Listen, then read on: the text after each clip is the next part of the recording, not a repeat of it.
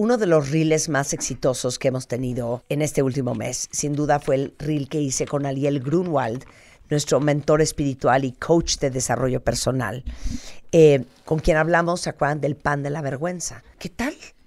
¿Qué tal? Bueno, pienso que estuvo increíble. Me escribieron muchísimas personas, sé que a ti también, porque es un problema tan común, lo hablamos la semana pasada.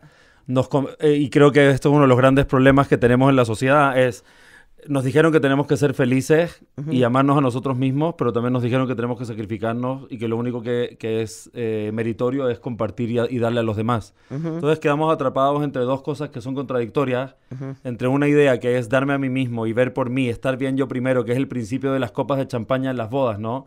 La forma de llenar las copas de champaña que están abajo es llenar la copa de champaña que está arriba. Pero si es que agarras la botella y solamente llenas las de abajo, la de arriba queda jodida y queda vacía. Y eso es lo que muchos de nosotros hacemos en nuestra vida en diferentes aspectos.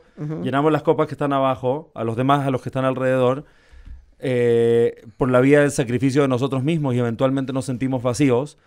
Y la realidad es que lo que hablamos la semana pasada, cuando uno se sacrifica por alguien más, nadie tiene la habilidad de darte de regreso suficiente para compensar el hecho de que te sacrificaste a ti misma, a tu voluntad, a tu felicidad, tu bienestar, tu estar bien, por alguien más. Entonces no hay nada que pueda hacer el otro. ¿Cuánto te tiene que celebrar para compensar? No hay compensación. Claro. Entonces por ahí no es la cosa y obviamente le resuena a todo el mundo y todos hemos tenido relaciones donde dimos y no recibimos no porque el otro sea malo, a veces porque es malo, pero muchas veces porque el contraste entre nuestra expectativa y la realidad, esa expectativa que nosotros mismos creamos fantasiosamente, es tan grande que nos lastima.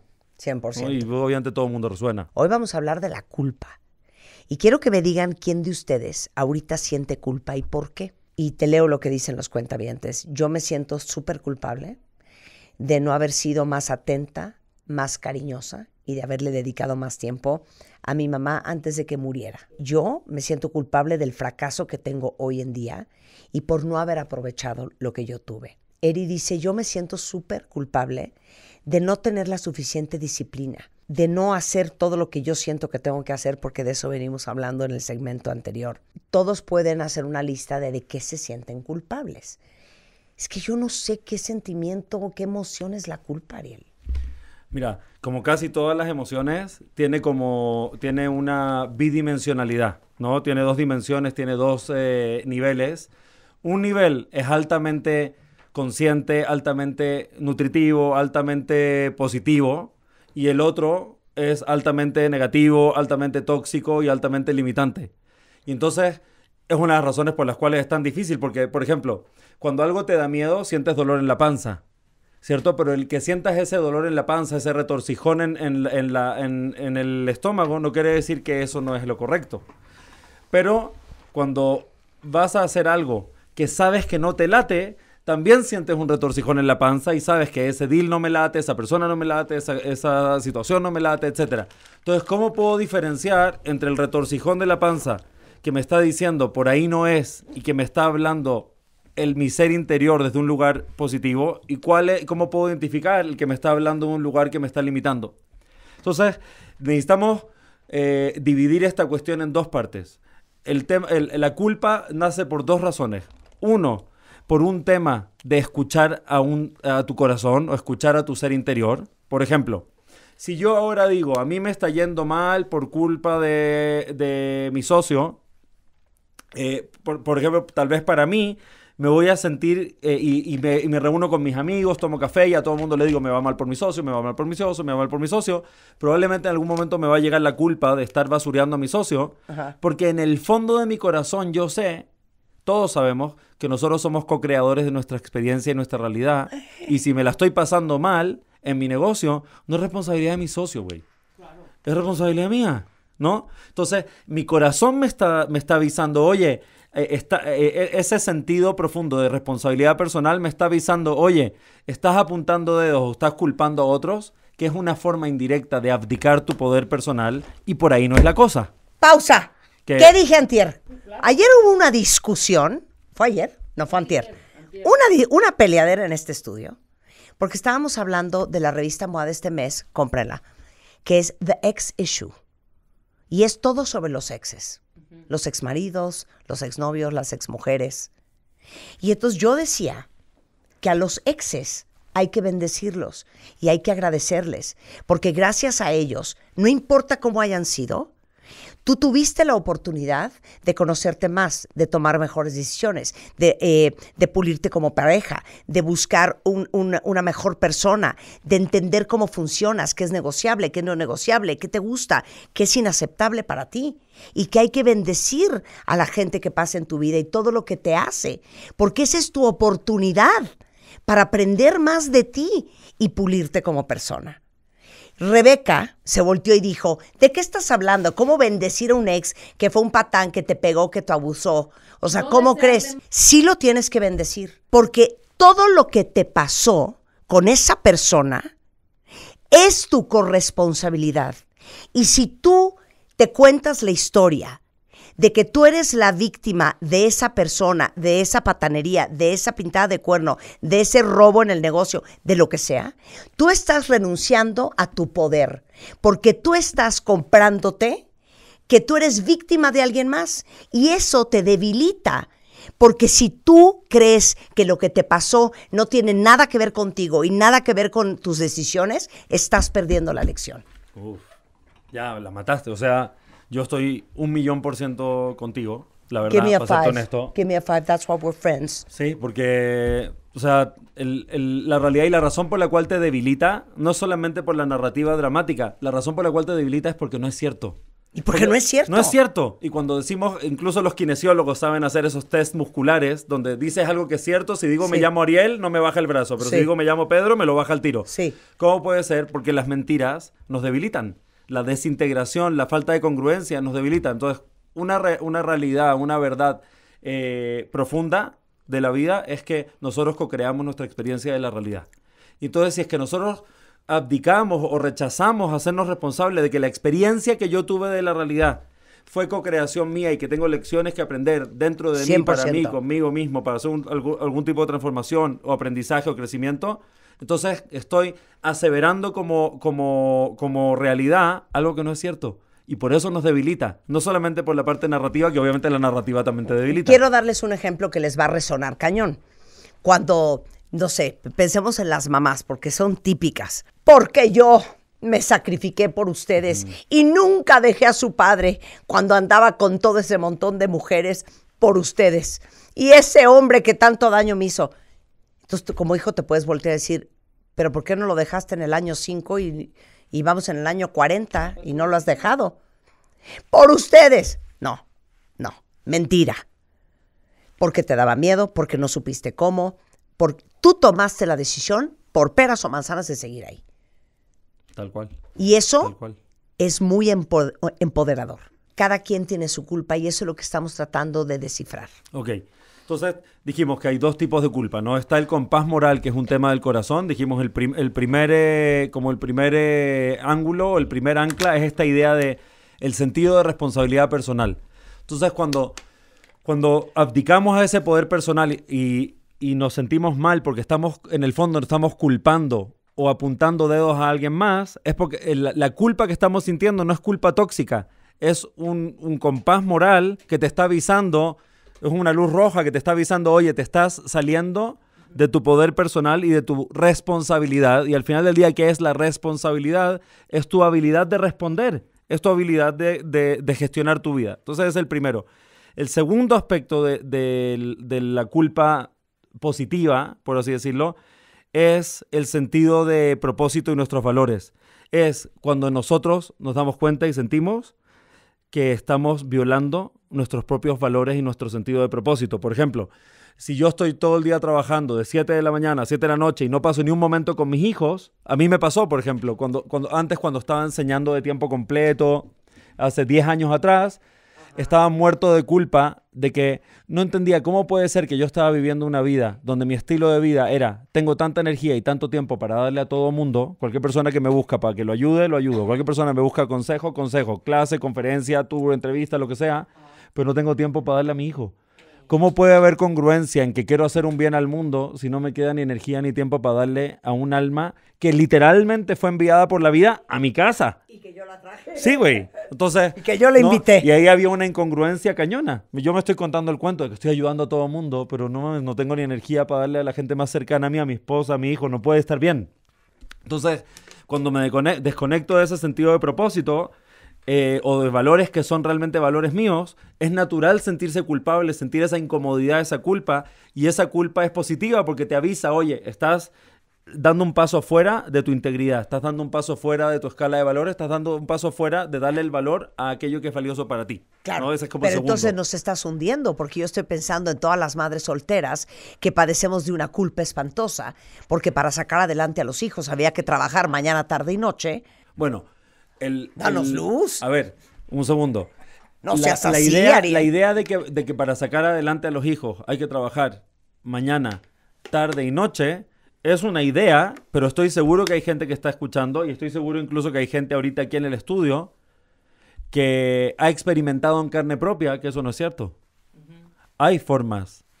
Puedo pasar de pensar que para sacar adelante a mi familia tengo que trabajar mañana, tarde y noche y sacrificarme como loco, y puedo dar un salto a una realidad nueva, y yo lo viví personalmente, así que no es que me lo contaron, yo sé que es posible, saltar a una realidad nueva donde no estoy dispuesto a sacrificar las cosas más valiosas de mi vida por supervivencia, por dinero.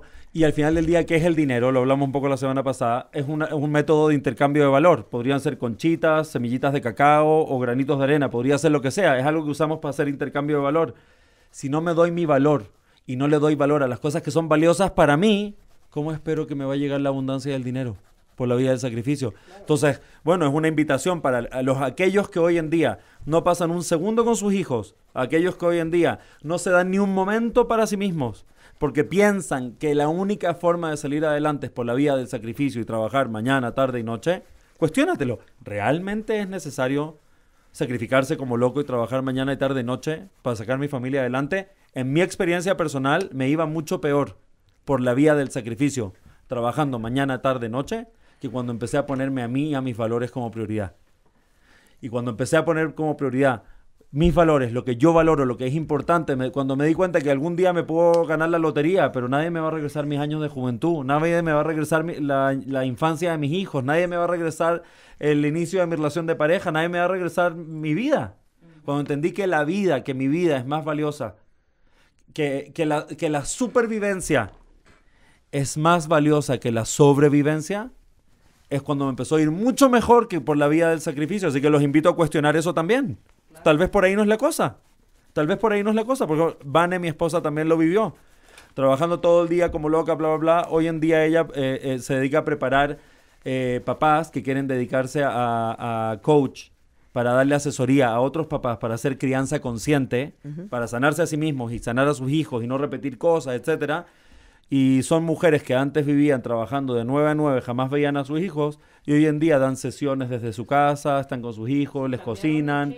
Sí, con 3 o 4 sesiones al día haciendo algo que les encanta y ayudando, ganan más de lo que ganaban sacrificándose tarde, mañana y noche. Entonces los invito a cuestionarse si la vía del sacrificio es el camino para ti. Entonces, lo que tú estás diciendo es que cada culpa o cada arrepentimiento hay que verlo a fondo de manera individual, porque viene de una creencia que uno viene cargando, ¿o cómo? Sí, hay dos aspectos de la culpa. Pienso que Carl Jung, el psicólogo, que para mí es uno de mis favoritos, habló de esto, habló de la culpa significativa, el meaningful guilt, y la culpa neurótica. Ajá. Son dos culpas completamente diferentes. Entonces, la que estamos hablando ahora, que es cuando estoy violando mi sentido de responsabilidad personal, cuando estoy violando mi sentido de propósito y valores, y cuando estoy violando un tercer pilar que no he dicho todavía, y no sé cómo les vaya a caer a los que nos están escuchando, los cuentavientes, es el sentido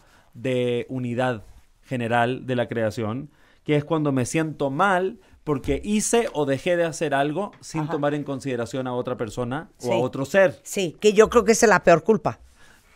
Pero es muy porque, por ejemplo, yo estoy por el bosque y dejo la basura tirada. La única razón por la cual dejo la basura tirada en el bosque es porque en mi mente no considero el bosque como parte de mi vida. Porque obviamente no dejo la basura tirada en mi cama.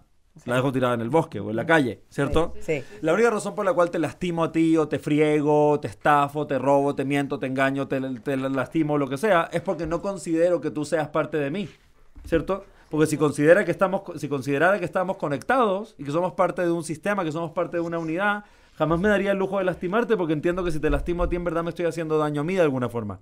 Entonces, ese tercer pilar del tema de la culpa positiva es cuando me siento mal porque hice o dejé de hacer algo sin considerar a otro ser o a otra persona, y ese también me avisa de algo. Es como, hey, me estoy olvidando que estamos conectados. Estamos conectados. O sea, imagínate que tu hígado dice, o tus riñones dicen, ¿sabes qué? El corazón que se vaya a la fregada, me vale madres, de cualquier forma vive lejos de mí, tenemos otra chamba, somos tan diferentes que se vaya al carajo y deja de limpiar la sangre. Pues el corazón se va a intoxicar y el hígado y los riñones se van a morir también. Y eso es muy similar a lo que pasa en el sistema de cómo funciona el mundo. Todos estamos conectados. Todos estamos conectados con las cosas materiales, con los animales, con las plantas, con las cosas inanimadas y con todas las personas alrededor, especialmente los que están cerca de nosotros. Estamos conectados. Cuando actuamos como si no los tuviéramos, hay un radar dentro de nosotros que nos dice, hey, se te está olvidando no solamente el sentido de responsabilidad personal, se te está olvidando no solamente el sentido de propósito y tus valores, se está olvidando que estamos todos conectados. Que fue como el gran descubrimiento bíblico del patriarca Abraham, ¿no? Un solo Dios no era un tema de un solo Dios. Es que la creación es uno, ¿no? Eso es lo que descubrió como el gran secreto del monoteísmo. No era que hay un solo Dios con un nombre. Era esta idea de que todo está conectado, de que todo es parte de un mismo organismo. Estamos conectados. Entonces, esa es la buena culpa, que al final del día es un compás moral, sí, que te avisa si estás yendo por el camino o desviándote del camino de tu corazón. Por eso, pero... Esa es la buena. Esa es la buena. Bueno, ahora está la mala, que es la neurótica, ¿no? La que dice Jung, por que es la eso, neurótica. pero si te quedas con una culpa espantosa, como dice Gaby, porque sintió que debería haber sido más cariñosa y más atenta con su mamá y no lo fue, ya se murió. Mi otra querida cuentaviente que dice que se siente súper mal y súper culpable de no haber visto al primo antes de morirse. ¿Con esa culpa qué haces? Bueno, con esa culpa, que esas culpas generalmente, la culpa tóxica viene de creencias morales que fueron enseñadas, vienen de un sentido de deuda, viene de un sentido de lealtad a ideas o a personas, viene de un sentido de obligación, viene de un sentido de inferioridad, viene de un sentido de falta de valor propio, que es más bien un termómetro de esclavitud. Por ejemplo, para esta chica Gaby, que se siente mal porque no vio suficiente a su primo, la única pregunta que tiene que hacer es, ¿qué cosas valiosas que son importantes para mí en mi corazón hoy no estoy honrando y dándoles el tiempo, la energía y nutriéndolas como se merecen? No por honrarlas a ellas, sino por honrarme a mí misma. Entonces, la culpa que siente con su primo no tiene nada que ver con su primo. La culpa que siente con su primo es una invitación para empezar a honrarte a ti misma. ¿Qué vas a hacer hoy para empezar a honrarte a ti misma y a aquellas cosas que son valiosas para ti y dejar de postergarlas? Entonces, pero si me quedo en la culpa y simplemente me quedo sintiéndome mal de lo que fue, ¿no? Es como dice Alan Watts, que era un gran filósofo y básicamente un humorista, comediante, decía, nuestro pasado es como la estela de un velero. La estela no te dice para dónde va el barco. La estela solamente te dice por dónde pasó el barco. Pero para dónde va el barco lo decides tú hoy. Entonces, ¿qué vas a hacer con esta culpa? ¿No? ¿Vas a dejar que te aplaste y que te haga esclavo, que te apachurre, que te achique? ¿O lo vas a usar como una invitación a decir qué cosas que yo valoro no les estoy dando su lugar en mi vida hoy? Porque tu primo ya, ¿cierto? Y este es el primer paso del duelo, la aceptación. Ya, mi primo ya no está, mi abuelo ya no está, mi amigo ya no está, esta persona ya no está. That's it. Y puedo vivir el duelo. Pero ¿cuál es la lección que me deja todo esto? ¿Y qué voy a hacer al respecto? Y cuando hago algo al respecto, ya no hay culpa. La culpa es absoluta inacción. Cuando realmente hago algo al respecto, aprendo la lección y cambio o transformo mis maneras, ya no hay culpa. Entonces, utiliza la culpa. Pero guardar la culpa es súper destructivo, es tóxico, como dice Jung, ¿no? Neurótico. Me encanta esa frase que dice, no importa que uno pierda todo, mientras que uno no pierda la lección. Entonces, ya perdiste la oportunidad de ser de una manera con tu mamá, o de haberte despedido del primo, o de haber pasado más tiempo con tus hijos. La tragedia no es lo que pasó. La tragedia es no cambiar después de la lección que te ha dado la vida. Eso, y en verdad es más transaccional que eso. No perdiste la oportunidad de estar más con tu mamá, ni con tu primo, ni con tu tía. Ajá. No hubo pérdida. La pérdida es solamente si no aprendes la lección. Más bien, ese fue el precio que tuviste que pagar para hacerte extremadamente consciente de una lección que no habías visto. Me Y bueno, encanta. lo dice Warren Buffett, ¿no? Una vez le preguntaron en una entrevista si alguna vez ha perdido dinero y dijo que no. Y un periodista le dijo, pero señor Warren, eso no es cierto. Y le citó como 3 negocios que hizo donde perdió mucho dinero. Y él se rió y dijo, eso es para ti, para mí yo jamás he perdido dinero.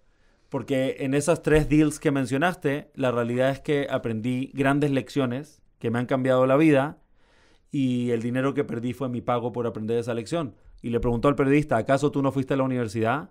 Y le dice, sí. Y dice, ¿y pagaste colegiatura? Sí. Le dice, eso fue mi colegiatura para aprender esa lección. ¿No? Oh, my God. Si que pretendemos aprender de gratis, sí, obvio, ya, le podemos llamar pérdida. Pero si entendemos que todo tiene un costo y un valor y que hay que pagarlo, vas a entender, ok, entiendo que tuve que quedarme con ese feeling de emptiness con mi mamá para poder hacerme extremadamente consciente con mis amigos, con mis hijos, con el resto de mi familia. Again, regresamos a lo que hablamos la semana pasada. Repetir el año. Lo grave es que es pagar colegiatura 2 veces por la misma lección. Eso sí está grave. Claro, hay una historia buenísima que no me acuerdo cómo se llama esta escritora que hizo un taller y le hicieron escribir en 5 líneas, en 5 frases, las 5 etapas de su vida. Entonces la primera etapa de su vida era, me fui por una calle, había un hoyo, me caí en el hoyo. Segunda etapa de mi vida, me fui por la misma calle, había un hoyo, me caí en el mismo hoyo. Tercera etapa de mi vida, me fui por la misma calle, había un hoyo y me volví a caer en el mismo hoyo y dije, ya no me quiero caer en este hoyo. Cuarta etapa de mi vida, me fui por la misma calle, pero ahora pasé por alrededor del hoyo y no me caí del hoyo, pero vi el hoyo. Quinta etapa de mi vida, me voy a ir por otra calle, güey. Ya, me voy por otro camino, por ahí no es. Hablábamos la semana pasada con Ángeles Golder, que es una especialista en descodificación biológica desde Barcelona, y decía que en esta vida estamos para crecer y para aprender y para mejorar, no para repetir años. No repitan 2024. Aprendan de 2024 para que tu 2025 sea más espectacular. Esa era un poco la analogía. Wow. ¿Y le puedo agregar algo? Claro, ¿y cuántos de nosotros hemos repetido segundo de secundaria 23 veces? Porque seguimos escogiendo pasar por esa calle y encontrarnos con ese hoyo. Pero entonces lo que ella dijo es, estamos aquí para aprender. Para aprender. Pienso que esa es la clave más grande. Si entendemos que estamos aquí para aprender, y espero que todos lo puedan escuchar, y no para ganar. Estamos aquí para aprender. Y el propósito de la vida es la experiencia de la vida. Cuando empezamos a entender eso, empezamos a valorar y, como tú dijiste al principio, a bendecir todas las experiencias. Porque mucha gente se pregunta, ¿cuál es el propósito de la vida? Es como si yo te pregunte, ¿cuál es el propósito de ir a Disney? El propósito de ir a Disney es experimentar estar en Disney, que tiene muchas cosas buenas y muchas cosas malas. Está lleno de gente, es demasiado caro y demasiado lleno y las colas son larguísimas a pesar de que no le han hecho realmente renovaciones desde los años 90. Claro. Es caro y al mismo tiempo es divertido y es mágico y es cool, pero al mismo tiempo la comida es horrible. Entonces, ¿cuál es el propósito de la experiencia de Disney? Es vivir la experiencia de ir a Disney con la comida asquerosa y los malos restaurantes, con lo caro y lo lleno que está, pesa y no sé qué. Y esa es la experiencia. ¿Cuál es el propósito de la vida? No es ganar. El propósito de la vida es vivir y experimentar la vida. ¿Y qué es lo que te da la experiencia? Aprendizaje y crecimiento. Y les digo una cosa a todos los que escribieron sus culpas. Acuérdense muy bien la gran lección del día de hoy, que la culpa es la gran oportunidad para hacerlo diferente. Y cuando uno toma la decisión de tomar ese aprendizaje y cambiarlo y hacerlo diferente, porque esa culpa que sientes habla mucho de cómo tomas decisiones o de cómo te conduces en la vida o a qué le das prioridad, la culpa muy probablemente va a desaparecer. Gracias, Ariel. Totalmente, gracias.